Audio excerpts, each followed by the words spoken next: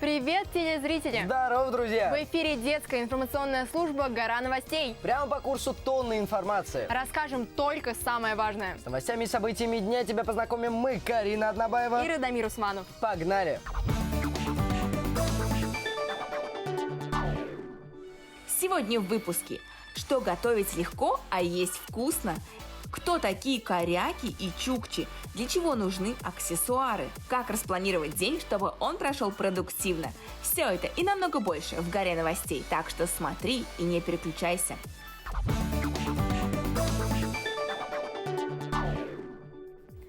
До начала учебного года осталась 1 неделя. Пора бы закупать тетради и канцелярские принадлежности. Но не сейчас, новости превыше всего.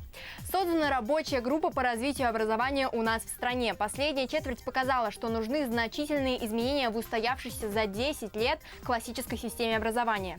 Согласен, будем ждать изменений. Надеюсь, они будут хорошие. В будущем запретят учителям сдавать школьникам письменные рефераты и доклады по физкультуре.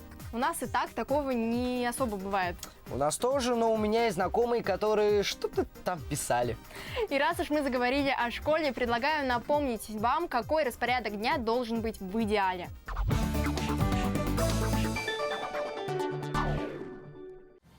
Залогом здоровья является правильный режим дня. И чтобы вы смогли все успеть, я помогу вам его составить. Лучше вставать пораньше, чтобы успеть все сделать перед учебой. Сперва рекомендую делать зарядку. Это занимает около 15 минут, но дает заряд на весь день. Затем умываться, завтрак, ну и, конечно же, школа. У меня она начинается в 10 часов утра и заканчивается в 2 часа дня. За это время я успеваю как побывать на уроке, так и сделать домашнее задание. Карантин карантином, а обед по расписанию. Поэтому предлагаю пойти покушать, а затем вернуться, чтобы уделить время фильмам, сериалам и книгам, которые вы все время не успевали посмотреть. После этого я предлагаю вам обзвонить всех своих друзей, чтобы поддерживать с ними связь. Примерно в 6 часов вечера я предлагаю вам выйти из вашей комнаты и пройтись по дому, чтобы сделать хотя бы минимальное количество шагов. Также советую вам проветривать комнату почаще. Карантин – отличное время для того, чтобы сделать то, на что всегда не хватало времени. И помните, уход за собой не так сложен, как кажется. Коля Новиков специально для «Горы новостей».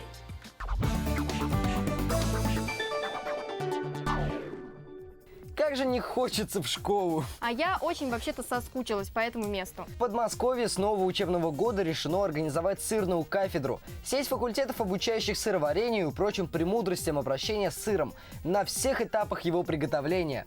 В будущем даже в школах хотят сделать профильные классы. А у нас в Башкортостане уже есть такие профильные классы, которые занимаются медовыми дисциплинами. Какими? Например, в школе села Крымский Айшеевского района занимаются изготовлением меда. Ребята полностью изучают весь процесс изготовления этого полезного лакомства. Круто! И раз уж мы заговорили о вкусняшках, то сюжет от нашего новоиспеченного повара Руслана будет в тему. Я, Руслан Николаев, ведущий «Горы новостей», буду делать яичницу по своему супер крутому авторскому рецепту, или то, что я нашел в холодильнике, то и запихнул в этот рецепт. Сыр, бекон какой-то, мясо, да, вот у нас грибы тут есть, вот есть яйца, я обычно беру 2, потому что почему бы и нет. Есть кетчуп, логотип показывать не буду, есть всякие пакетики, там перец, там желтый, зеленый. Собственно, в чем гениальность моего авторского рецепта? В том, что мы берем одну вот такую вот емкость, да, и там смешиваем все. То есть мы берем сейчас сюда яйца, выливаем, сыры, колбасы, продукты, в общем, сейчас сыр.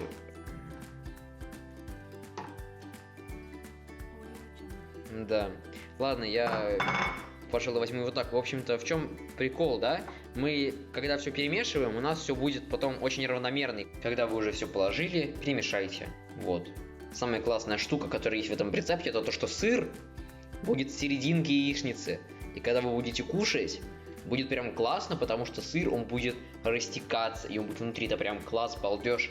На тройку надо поставить, да, на тройку. Вот, и накрыть крышкой. В общем-то, я нашел вот только вот такую крышку, но это, в принципе, к лучшему, как говорит моя мама. Как бы лучше все-таки взять на вырост. Просто оставляем ее на самотек, как я оставляю свои оценки по математике на самотек в конце года, так мы оставляем эту яичницу. С вами был Руслан Николаев специально для Горы новостей.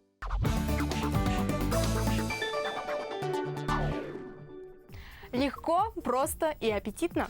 Да, ну можно было бы и посимпатичнее сделать. Ты уже придираешься, с таким настроем лучше не смотри следующий сюжет.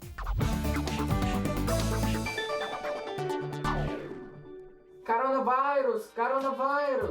Ух. У нас в регионе ввели масочный режим, и без масок абсолютно никуда не пускают. Но сейчас я расскажу и покажу, как сделать крутую маску, в которой ты будешь суперзвездой. Недавно я сидел в интернете и наткнулся в соцсетях на пост знаменитой косплеерши из Уфы, Полины Вишневской, в крутом образе и с очень интересной маской. Вообще, раньше эти маски носили доктора в средневековье, во время чумы, но сейчас такой костюм стал просто культовой частью поп-культуры, и его можно найти на аниме-фестивалях, фильмах и многих мультиках. Для этой маски нам понадобятся выкройки, они приблизительно такие, какой-нибудь клей или скотч, картон, кисточка, ножницы, карандашик, краска, ну и лак. На первом этапе нам надо будет взять выкройки, обвести их и вырезать. Так что погнали! Все эти шаблоны, нам надо их аккуратненько склеить. Надеюсь, у меня все получится.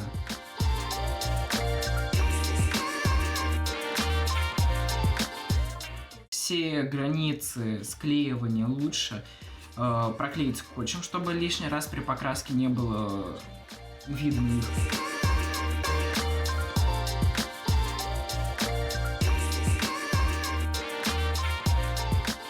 Вот я до конца уже докрасил эту маску, она, конечно, до конца не высохла, но уже что-то есть.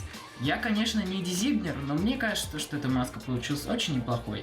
Ну и пусть многие аниме-фестивали отменились в этом году, это же не значит то, что нам запрещено устраивать карнавал самим. Так что, зайдя в любой магазин в этой маске, ты будешь самым эпатажным. Тимур Закюлин специально для Горы новостей.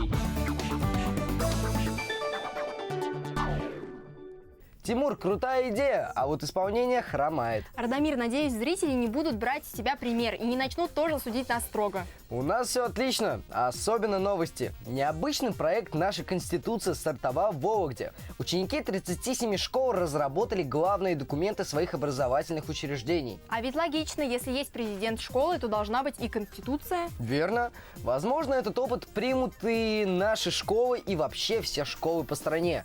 Школьные конституции базируются на особенностях и традициях каждого заведения и включают в себя права и обязанности участников учебного процесса, основополагающие нормы и правила. Тут, конечно, важно ничего не упустить, постараться отразить все нюансы, которые важны для ребят. Я бы лучше разработал дизайн конституции. Придумывать всякие правила не мое. А какие правила существуют в современной моде, узнаем из следующего сюжета.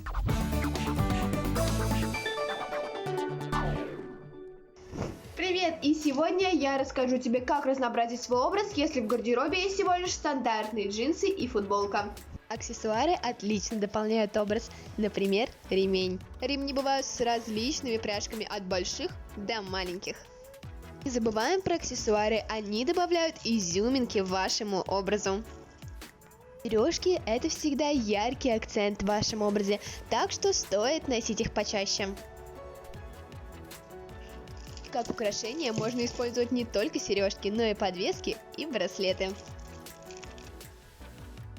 Волосы тоже не должны болтаться без дела. Сейчас покажу вам пример одной очень простой прически. Берем прядь с левой стороны, с правой и закрепляем сзади маленькой резиночкой. Получается такая вот миленькая прическа. Уверена, вы найдете что-нибудь и на свой вкус.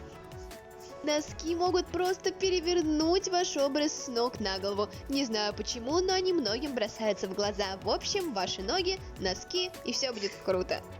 Надеюсь, вы поняли, что образ можно легко разнообразить своими руками. Яна Сайкина специально для Горы новостей.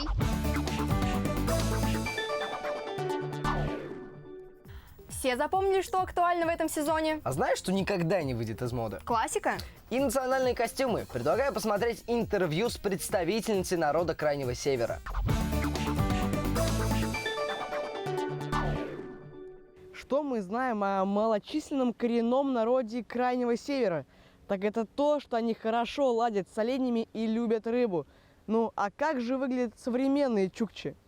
В Уфу приехала этноблогер Карина Камчатка. Она в онлайне рассказывает о коренных народах Крайнего Севера, а в офлайне руководит детским национальным ансамблем «Каюпель» и продвигает по стране культуру своего края. В этом году в столицу Башкортостана она планировала посетить в качестве участницы Всемирной фольклориады. Но, как известно, это мероприятие отложили на 2021 год. Амтот МГТЮ, здравствуйте, уважаемые жители Башкортостана. Я очень рада быть вашей гостью. На самом деле у вас очень красивая речь, и вы все говорите от мала до велика. У нас с этим небольшие проблемы. Маленькие дети уже, даже моя мама забыла родной язык. Смотря на ваш костюм, вы их сами шьете? Вообще этот костюм мне передался от бабушки. Это очень сакральный, да, сакральная одежда. Вот эти все солнышки, все вот эти вот висюльки, это все оберег, все меня охраняет, все меня оберегает. Специально для гостей и для жителей Башкортостана я покажу, как наш камчатский корякский бубен извлекает звук, да?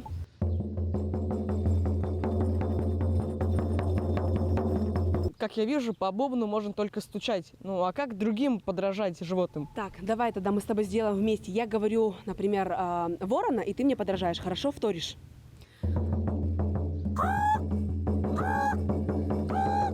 Поддерживает ли молодежь традиционное движение, там, игры на бубне, танцы, пародирование животным?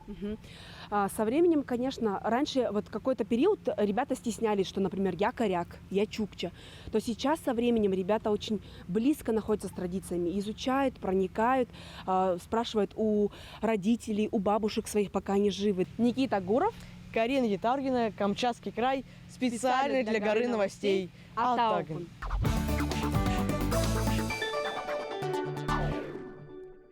В этом году же должна была проходить Всемирная фольклориада. Столько бы людей из разных стран к нам приехало. Она перенеслась ровно на год, на следующее лето. Будем ждать, как и скорой встречи с нашими телезрителями. На сегодня все. С новостями и событиями дня тебя знакомили Карина Однобаева И Радомир Усманов. Включай нас каждый день и будь на вершине событий. Пока-пока.